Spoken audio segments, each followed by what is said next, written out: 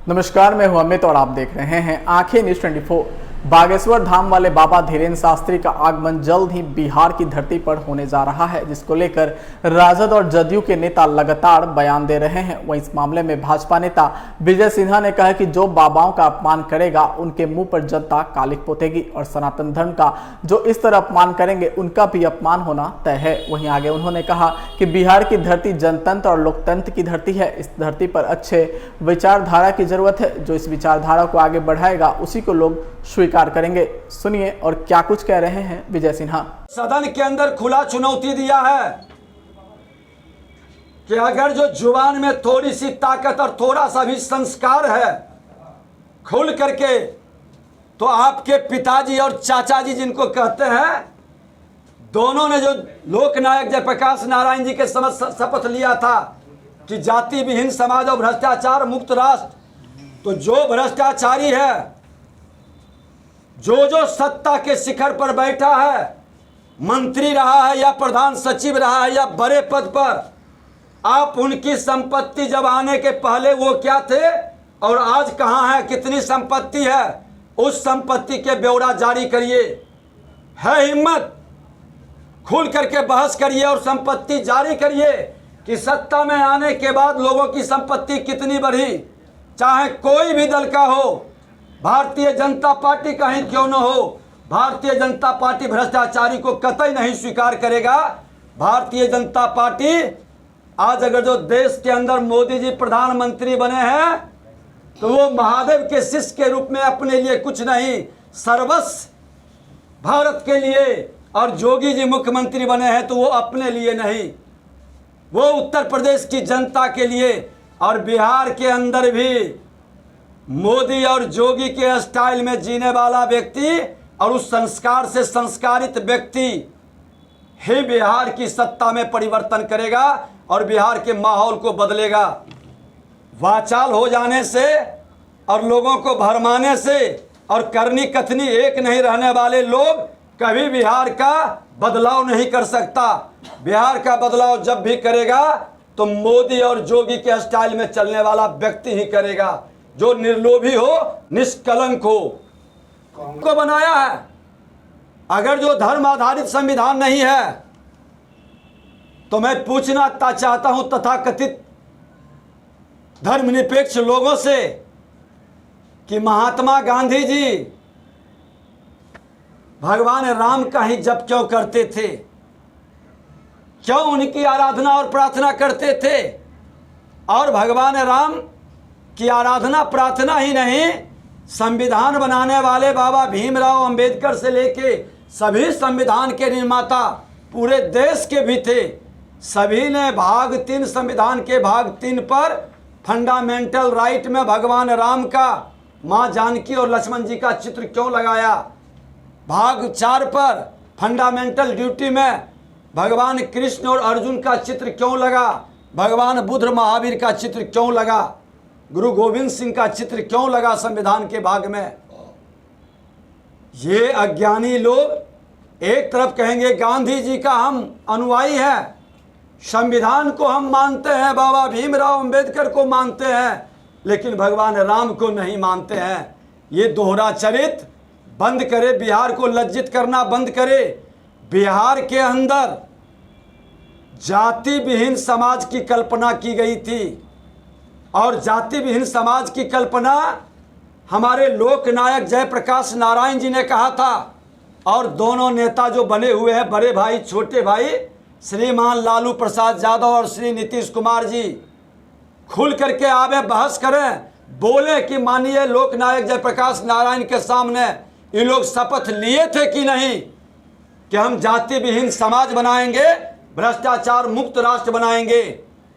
आज जातीय जहर के लहर के कहर से सत्ता प्राप्त करना चाहते हैं, कभी जातीय नरसंहार कराते हैं, कभी जातीय उन्माद पैदा करते हैं। ये लोग बिहार को बर्बाद कर रहे हैं। बिहार के बर्बादी का नायक श्रीमान लालू प्रसाद यादव और नीतीश कुमार। आप ध्यान से इस बात को सुन लीजिए कि आपके ये किए पाप का कर्म पूरे बिहार के 2/3 नौजवानों के भविष्य को अंधकार में भेज रहा है। कमजोर कर रहा है, समाज के ताना बाना को तोड़ रहा है, सामाजिक समरसता को खंड खंड कर रहा है।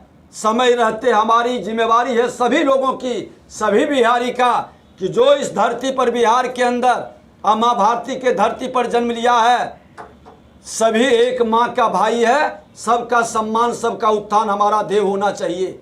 ये जातीय राग अलापना बंद करना चाहिए। सत्य सनातन का संस्कार रहा है वसुधैव कुटुंबकम का भाव लाना और सभी का सम्मान करना, और जितने भी धर्म सत्य सनातन के संतान के रूप में ही हैं, उन्हीं से सभी धर्मों की उत्पत्ति है। ये सत्य को लोग स्वीकार करते हैं। आदि अनादि काल से सत्य सनातन ही मानव जाति का जब से सृष्टि में निर्माण हुआ है तब से वो है, और उसी से अलग अलग धर्म बने हैं। और इस सत्य सनातन के संतों का जो अपमान करेगा उसका अंत तो निश्चित है। और अब वह युग नहीं रहा है।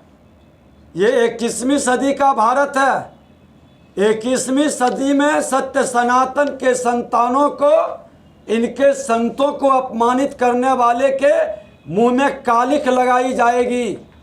बिहार की जनता मुंह में कालिख लगाएगी, फिर मुंह दिखाने के लायक ये नहीं रहेंगे।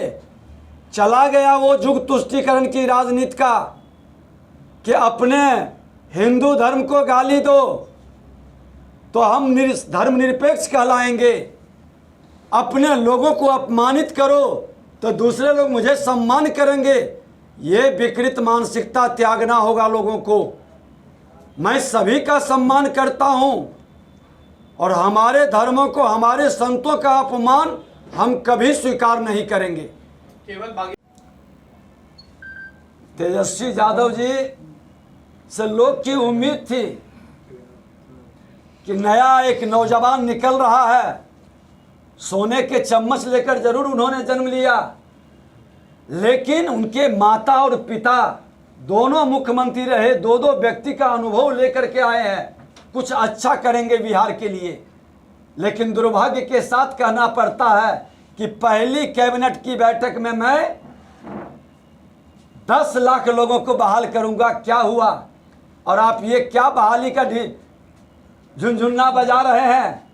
3.5 लाख शिक्षक की बहाली की बात करते थे और आज उसका आधा पर ले आए। और वो आधा पर में क्या बाधा आपने किया कि जो नियोजित शिक्षक है, जो वेतन मिलता था उससे 5,000, 4,000, 5,000 ज़्यादा आप दे रहे हैं। आप ही पेपर में आज निकला हुआ है। नियोजित शिक्षक का क्या होगा? CTET, BTET का क्या होगा? इसकी जवाब देनी चाहिए। ये बरगड़ा रहे हैं, ये शैक्षणिक वातावरण को नष्ट कर रहे हैं और बिहार के प्रतिभा का दमन कर रहे हैं। ये नियुक्ति के नाम पर नियुक्ति घोटाला करके वसूली करेंगे, चुनावी फंडिंग क्रिएट करेंगे, भाई भतीजावाद करेंगे। अगर जो ये नियुक्ति करना चाहते हैं तो जो CTET, BTET और नियोजित शिक्षक है सबका स्थायीकरण करे। जो वादा इन्होंने किया उसको पूरा करे। ये दोहरा चरित्र और दोहरा खेल बिहार के अंदर बंद करे। संविदा कर्मी के साथ हर 11 महीना के बाद हटाता है, फिर उससे पैसे की वसूली करके नहीं देता है तो नए लोगों को लाता है। ये भ्रष्टाचार का चरम है और मैं इसका घोर निंदा करता हूँ। ये बता देता हूँ कि आप जो कुकर्म और पाप करिएगा तो कोई ज़रूरी नहीं है कि भारतीय जनता पार्टी उसको स्वीकार करेगी। हमारी सरकार बनेगी, हर पुराने फाइल को खुलेगा और आपके पाप को सजा भी देंगे, संशोधन भी करेंगे। अगर आपने अभी तक हमारे चैनल को सब्सक्राइब नहीं किया है तो हमारे चैनल को जल्द से जल्द सब्सक्राइब करें, लाइक करें, शेयर करें और कमेंट करें। क्या आप पत्रकारिता के क्षेत्र में अपना कैरियर बनाना चाहते हैं? तो आज ही Royal Ashoka Institute of Mass Communication and Journalism में अपनी जगह सुनिश्चित करें। आर्यभट्ट ज्ञान विश्वविद्यालय पटना से मान्यता प्राप्त 100% प्लेसमेंट के साथ royal Ashoka Institute of Mass Communication and journalism नामांकन जारी है। हमारा पता है DS/16 गायत्री मंदिर के समीप, कंकड़ बाग, पटना 8,20,000। आप हमें संपर्क भी कर सकते हैं। हमारा मोबाइल नंबर है 9955456126।